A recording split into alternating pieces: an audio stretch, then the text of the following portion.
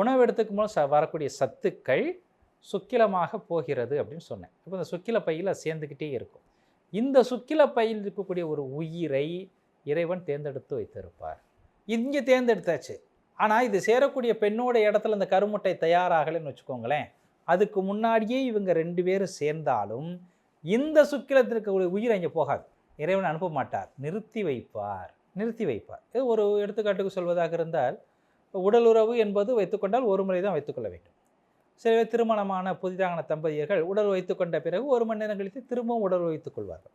அப்படி அவங்க உடல் வைத்துக் கொள்ளும்போது திரும்ப சுக்கிலம் வராமல் இருக்குமா? வரும்.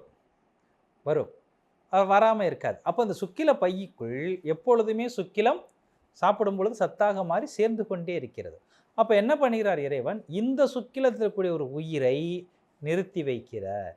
அங்கு அம்மாவுடைய கருமுட்டையில் இருக்கக்கூடிய ஒரு உயிர் திரளும் சரியாக ஆகின்ற பொழுது, இவர்கள் 2ம் ஒன்றாக சேர்கின்ற பொழுது இந்த சுக்கிலத்தில் இருக்கக்கூடிய உயிர் அந்த கருமுட்டைக்குள் போய் சேருகிறது.